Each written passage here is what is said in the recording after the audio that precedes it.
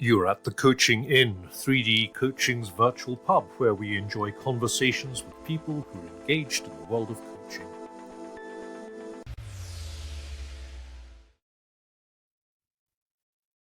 Hello and welcome to this week's edition of the Coaching Inn. I'm your host, Claire Pedrick, and today I'm absolutely delighted to have as my guest Jenny Procter. So if you haven't heard on social media by now, and in fact, I haven't said this on the podcast yet, the human behind the coach won the Specialist Business Book of the Year award, the Specialist Business Book Award at the Business Book of the Year Awards. And Jenny Procter's Marketing for Introverts also won in her category. And we met in the being photographed with our bling queue.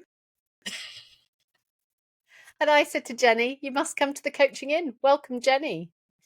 Hello, Claire. It's a delight to see you. Yes, you did. You rather ambushed me while I was still picking myself up off the floor and clutching a very nice shiny trophy in the hope that I wouldn't drop it. So it's nice to see you. It's nice to be on the podcast, and thank you for inviting me on. It's a pleasure, and I can see it behind you in its all full shininess. Yes, it's slightly propped up. My office is not quite sort of set up for. There wasn't a trophy shelf, so I've had to sort of prop it up to get it in the screen. It's usually been sitting on my mantelpiece in my lounge, I'll be honest. I hope you're going to make yourself a trophy shelf. I've got mine here, only because it was over there. Beautiful. And I felt it should be closer. Congratulations to you. Didn't we do well? We did very well. They are covered in fingerprints, but that's another story. Yes. So, Jenny, Marketing for Introverts. I looked at the title of your book and thought, my goodness, lots of our listeners are going to love you. So, what led you to write the book? Oh, there's quite a long backstory to writing the book, as I guess there is with an awful lot of people who've sort of finally written a book at the ripe old age of 50.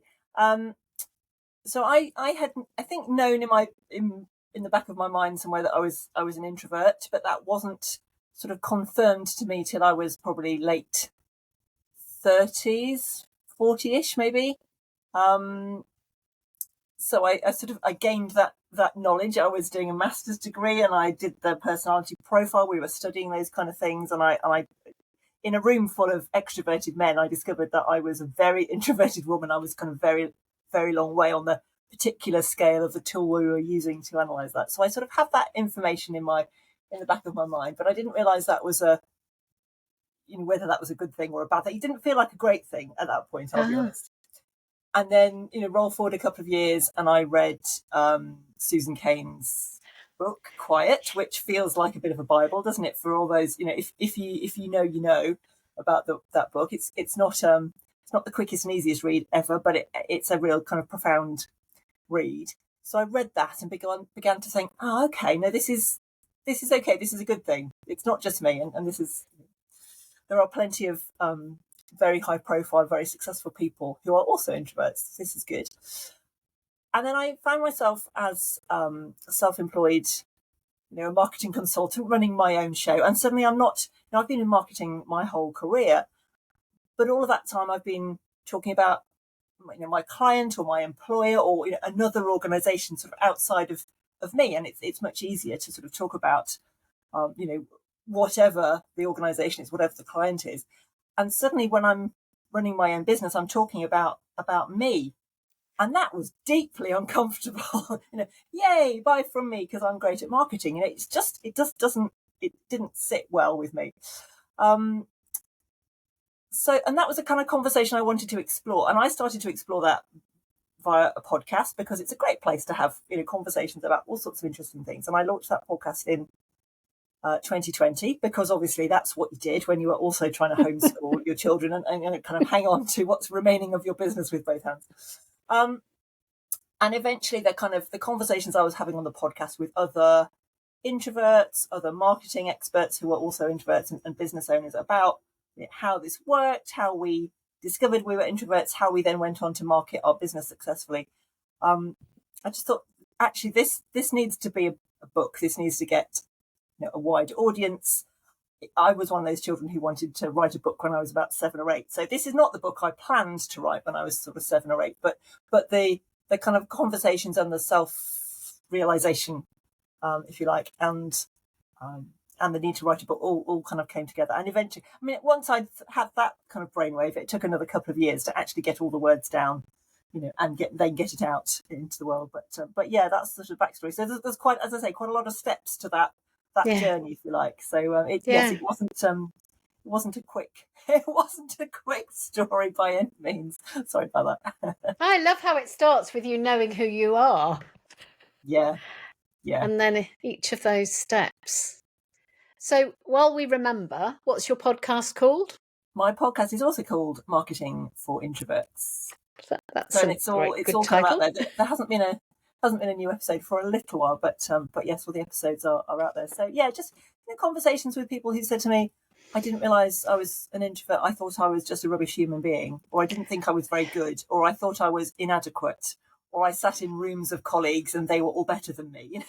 Lots of those conversations. Or I just wanted to go home at the end of the day and rest. I could go to the conference, but I couldn't go and have the conversations in the bar afterwards. There were lots and lots of bits of conversation that kind of just resonated. So it was really nice to have those, interviews is a big word, but, lots of conversations with people whose life experience or whose professional experience really kind of resonated. So that was nice. There was a sort of building of a community, people who got me and I got them, and that was really nice. It sounds as you're talking as though there was a kind of feeling seen and heard and felt connecting thing going on with people. Yes, and because I think it's easy. I mean, it was such a surprise to me to realise that about 40% of the population are introverts. I mean, depending on where you are and what data you read, and where I think Susan Cain suggests that in the States it's perhaps higher, higher extroversion. But I can imagine if I was sat in a meeting of 10 people, in a professional capacity, I was not the only introvert. But some days it would feel like that. Mm-hmm. Oh, let's brainstorm something. Let's work in an open plan office. Oh my goodness, please let's not. And I was having conversations with other people for whom that was their working life too.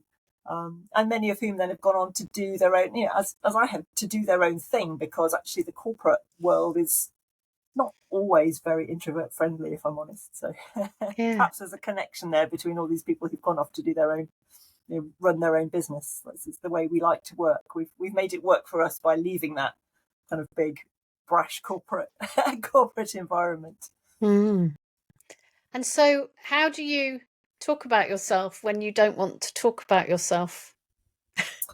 Well, I think I've probably got to the stage where I'm more comfortable with it. And I think partly that's about age. I think,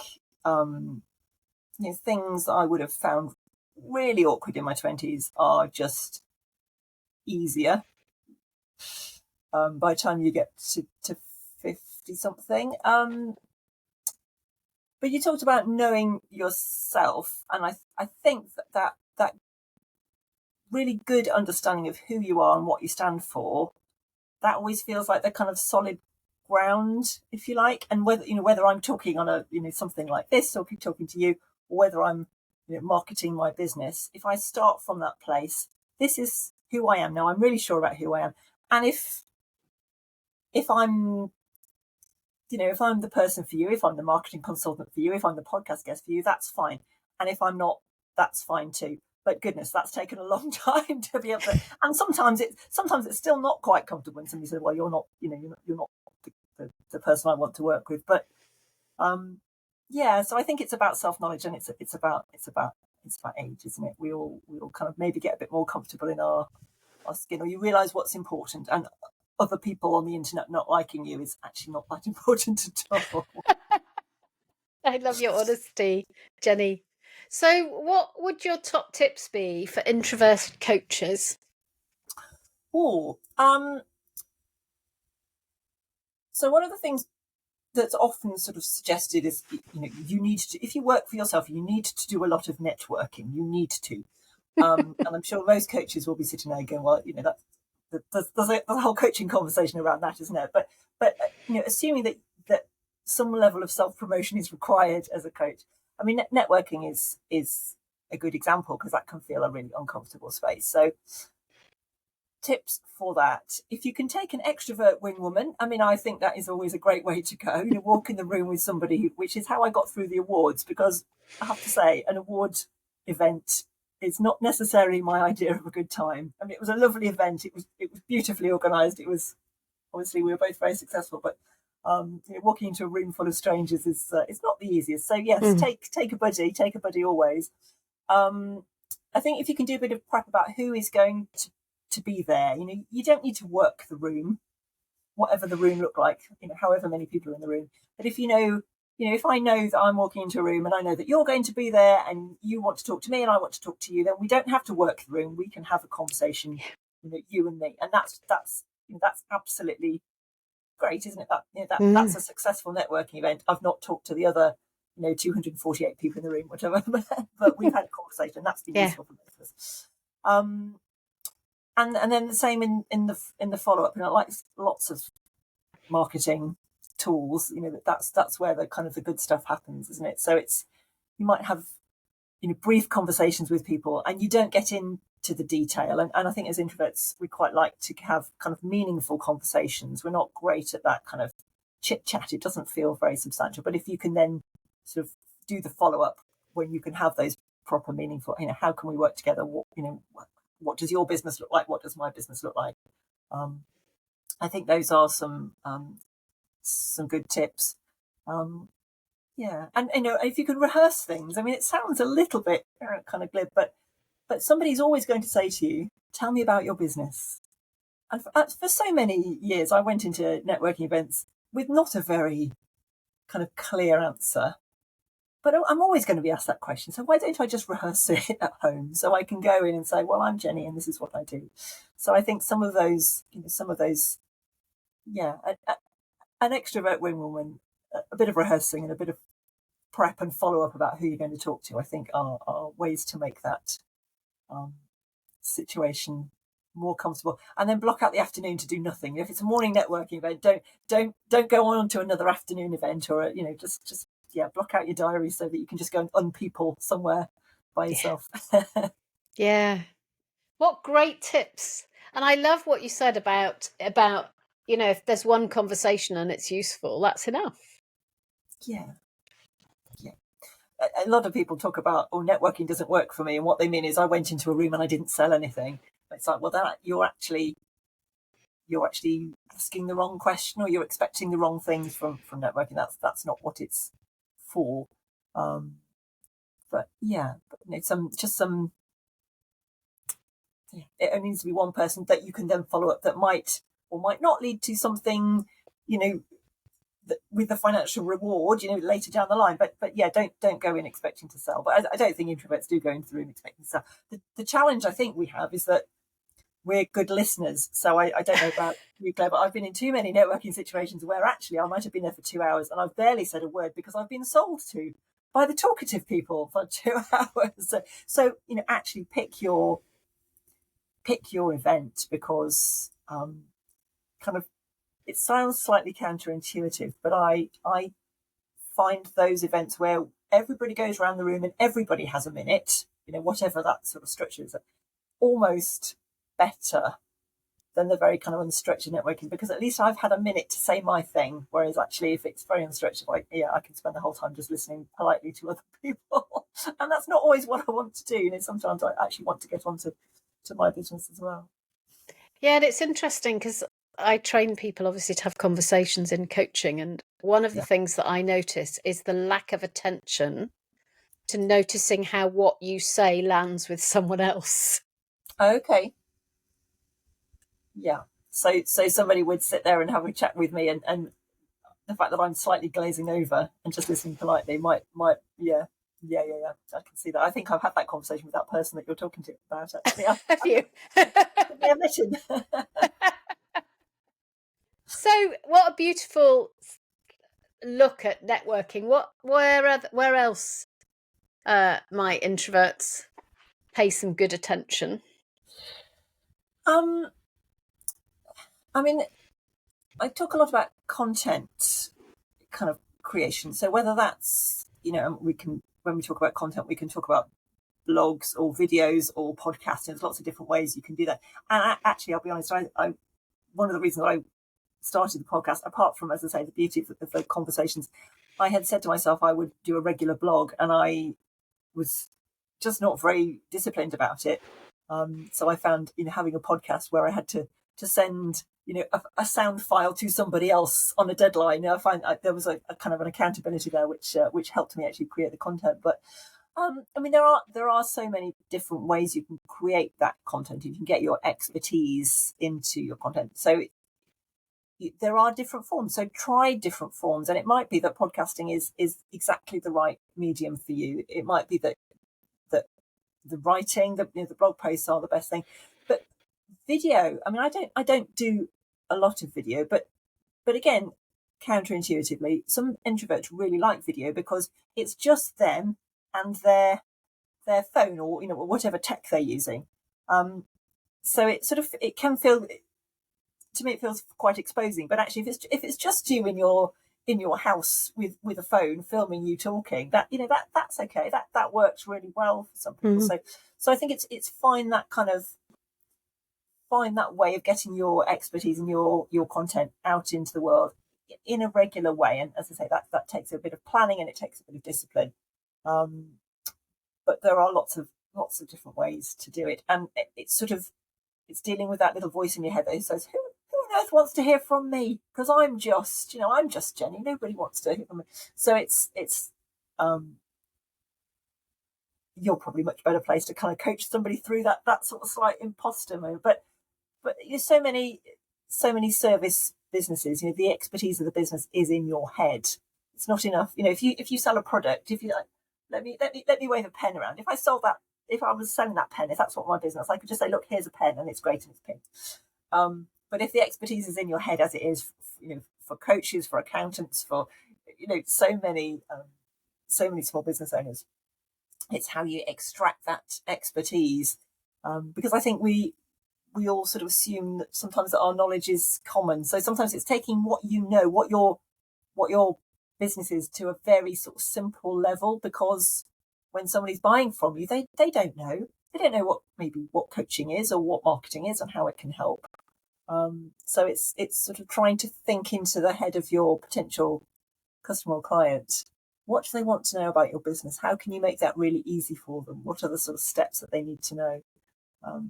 Because we all spend such a long time learning our craft, don't we? Whatever it is. But for coaching, you spent a lot of time becoming an expert coach.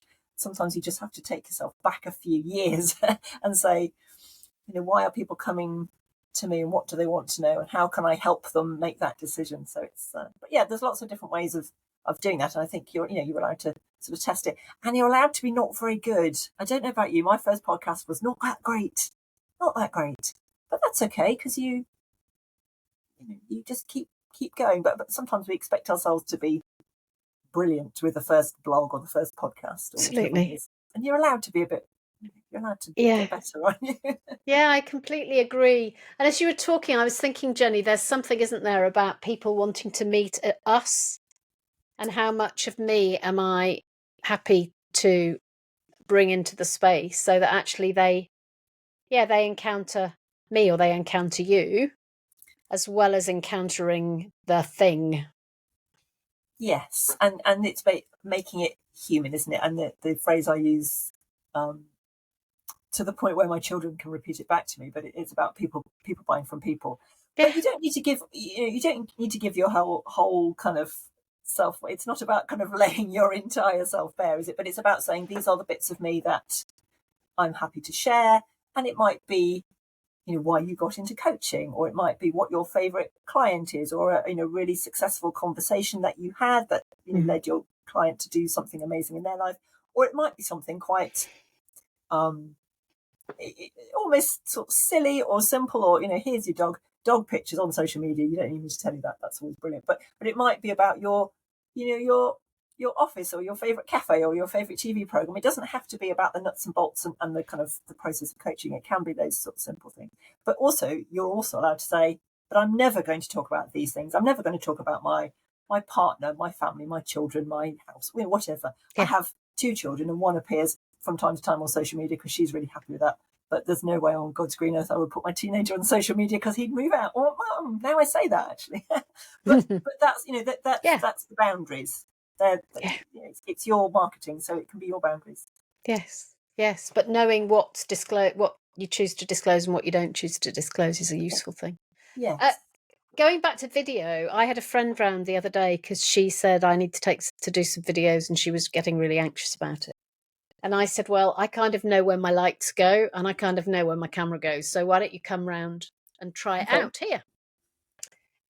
But the thing, of course, that made the biggest difference is that I was in the room when she was doing it.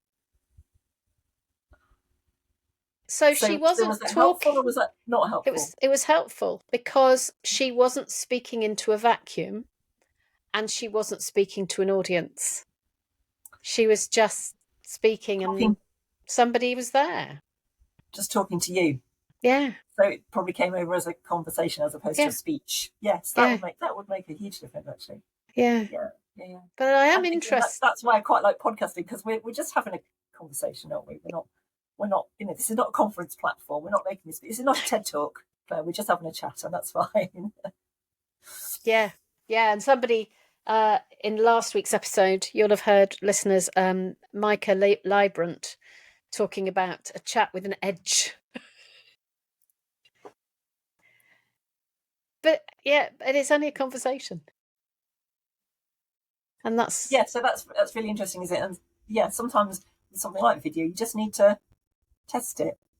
What works, what makes it comfortable. And there's always people you can, if actually you're determined that video is absolutely the right thing to explain your coaching practice and your coaching process, but you're struggling with the tech, there are people you can hire to do the tech for you. That's fine. But yes, it's a way that people can get to know you. And when they're doing something as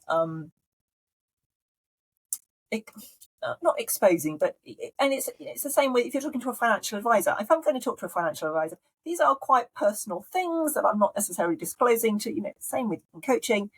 I need to feel like you need to, that trust level is quite high, I think, isn't it? It's not like asking somebody to come and I don't know, change the tire on my car. I don't have, I kind of need to know a bit about them, and I probably need to trust them a bit. But I'm not going to sit there and discuss, my, whatever you're discussing in coaching in a kind of more intimate way. So that, I think that bar for trust is higher in some service business than it is in others. So it's trying to move people through that process. And video is a great way. Podcasting is a great way. You need to show your face. It's amazing actually how many, when I start working with small businesses, how I go onto their website and have a little look at how they're talking about themselves and presenting themselves. And it's amazing how many small businesses are not, there's no image, there's no photo of the business owner on there. And I think, well, again, back to that, if I'm going to work with you as my coach or my accountant or, whatever it is I'm looking to buy, I just quite like to know that you're a human being and you only have one head for a start. I want to know, you need to look like the sort of person I can trust with these difficult conversations. Yeah, and that then goes on, I'm guessing, doesn't it, to clothing and to do we look like we look, or do we look like we think we ought to look on a website? Da-di-da. Yes, that's true, and I think that's something that's changed, hasn't it, massively since COVID? Because actually, I don't know that I would have had very kind of casual photos pre-COVID, but we're all human beings, and I think that kind of came over very clearly. But yeah, is there a connection? And then when I meet that person in real life, if that's how the business relationship is going to go, is that consistent with what I've seen on social media or on a website or in networking and so on? So it's all that kind of consistency as well. Yeah. One of my friends here goes to a networking thing for women where they go for a walk, and one of the people who goes for the walk is a photographer, and she does them a headshot every time they go out. Oh, nice. It's really beautiful. So I think they have to pay £10 for it, but they gather a collection of photographs of them being normal. that But high also, quality. I was going to say taken by a professional. Yeah, no, I think it was my own marketing sort of stepped up a few gears when I stopped using slightly dodgy selfies. Now, I'm not a photographer, I have no photography skill. And when I finally said I need to, again, still kind of showing up as me, but I need to find a photographer to make me look the best version of me in focus, and all the things that you need from professional photography. And it made such a difference. And I think photographers are very used to that. Kind of, I really don't like photos of myself. I suspect they hear that every day they're working lives, don't they? But I found somebody who actually lives in the same village as me, so we did a little kind of a walk around the village, and she is also an introvert. She came on the podcast in the end to chat about exactly this, that whole kind of, I don't like how I look. And as I say, professional photographers are good at that. So yeah, if there's things that you're sort of struggling with in terms of presenting yourself or putting yourself out there, do the bits you can do, but it's not just you. And yeah, photographers particularly are very, very used to that, aren't they? And actually just technical things like getting the light right so that you look the best version of you. That's what they do. That's their skill. So yeah, you don't have to know how to do all these things for yourself in the way that I can't coach myself through some aspects of my business. Then that's when I bring in a professional coach to help me. So that's all okay. We all need each other's business skills. Yeah, and there's always sometimes an opportunity for swapping, isn't there? I'll do this for you. Can you do this for me? Yes. And just to be reassured that actually it is quite normal to have that sort of slight block about photography or about video or whatever. That's okay. Just talking through with somebody who does it all the time makes you realise that your fears are absolutely standard. Absolutely standard. So we've talked about going out, networking. Yes. We've talked about talking to our potential customers. What else can introverted coaches do in a kind of unique way? I mean, we haven't talked about email marketing, and actually, from an introvert's point of view, that's such a great tool because you don't even need to leave your house. You can write email marketing in your pajamas, and that's nobody will judge. I mean, it's a powerful tool. It's depending on the platform you use, it's still a free tool. I think that's really useful, and there's a sort of slightly longer space, I suppose, whereas sometimes it's tricky in a social media post to explain the nuances, perhaps, if you're coaching or the stories of the successes. There's a little bit more space. Sorry. Would you like me to start a sentence again? Yes, please. Claire writes down the time. Well done. Sorry, I could just feel that coming.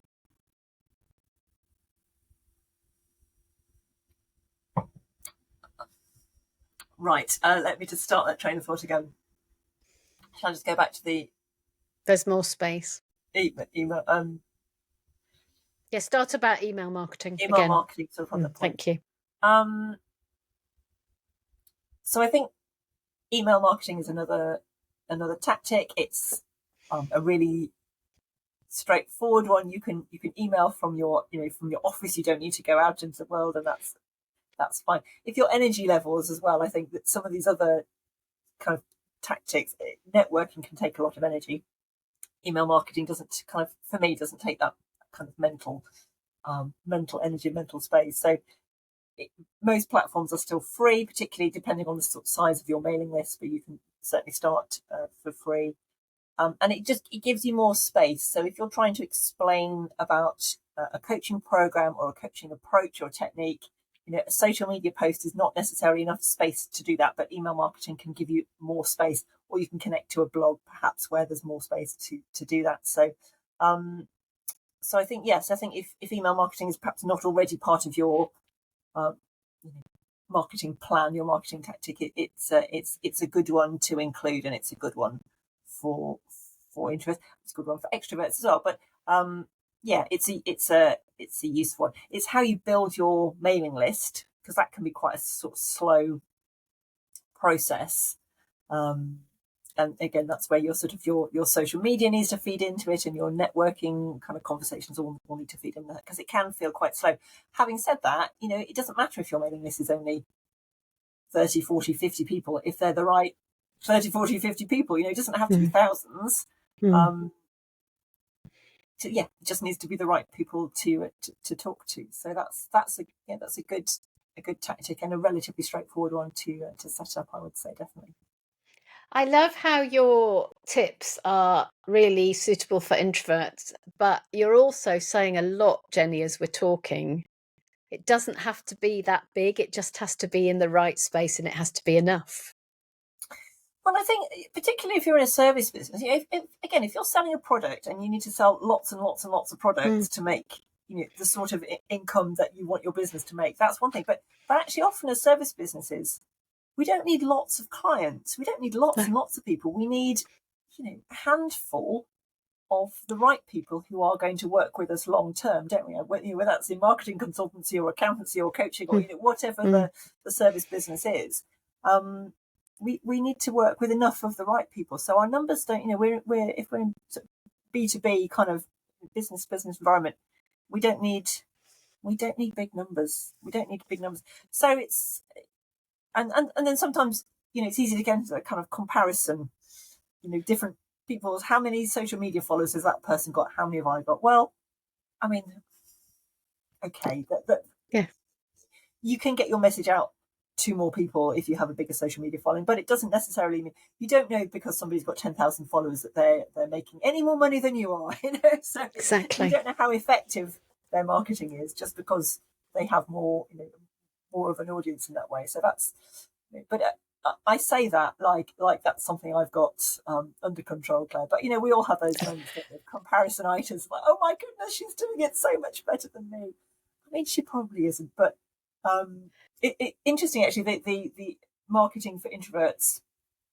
The other story I didn't tell you is that I was at a networking meeting, and one of those sort of setups where somebody from the group has a slightly longer kind of presentation, a 5 or 10 minute presentation, and there was another marketing consultant in the room. So somebody who did on paper very similar sort of things to me, and she was great. She was a big personality. She was jolly. She was cheerful. She was quite sweary. She was quite sassy. I think sassy is one of the kind of words that she would apply to herself.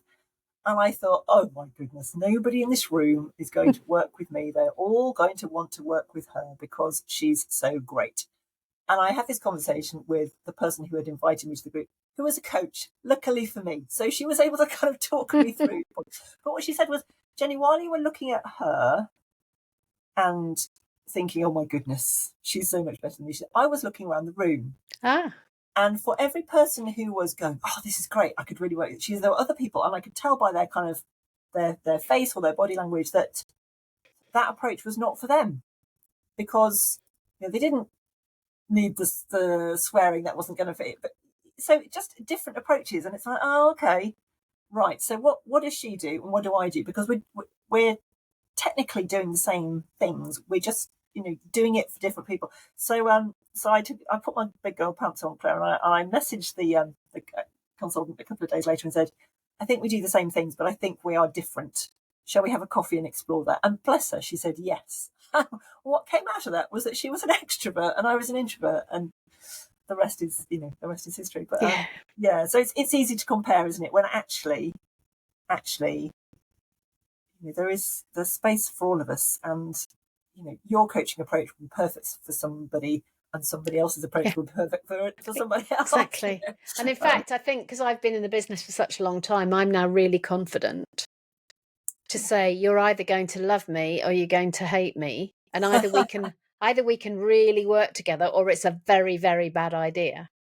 And one of the advantages of having written books is that I just say to people, have a look at my books, and then you'll decide, and you'll either go absolutely yes. Hey, just a minute, I'm writing that down, because this is the first time I've written a book, but I'm taking the learning point. Book as filter for clients. Brilliant. Yeah. Yeah, no, but it's a fair point, isn't it? And then it's easy to say, but they've got, as I say, they've got a bigger audience than me. They've got a big platform. That's fine. They will attract their people. Yeah, exactly. I just need to keep looking for my people because they're different. As I say, and that's when we're having a good day. That's an easy story to tell yourself. It's when it's when you haven't had a new business inquiry for a little while, and that starts to feel a bit difficult to just work through that. Yeah. Well, what an absolute delight to talk to you, Jenny. Listeners, just before we started, I said to Jenny, shamelessly promote your book at the end, and she said I might gently tell people about it. So, Jenny, can you gently tell us about your book and how to contact you?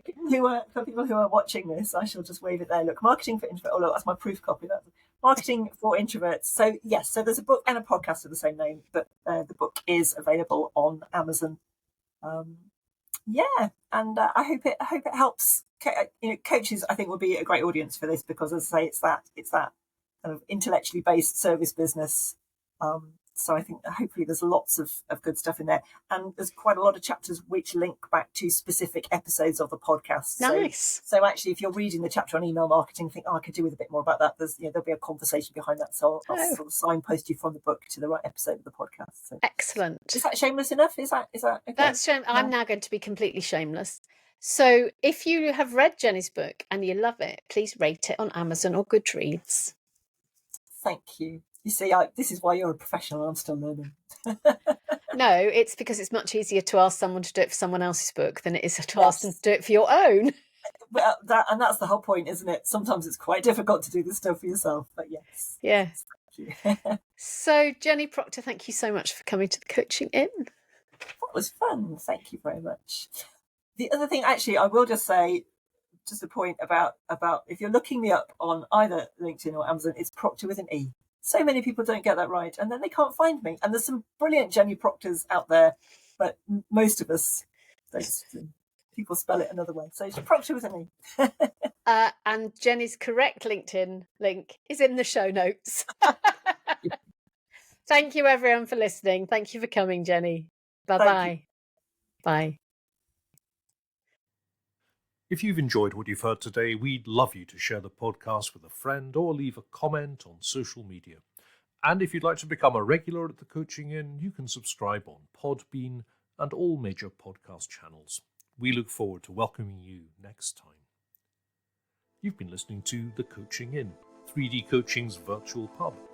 For more information, check out 3dcoaching.com.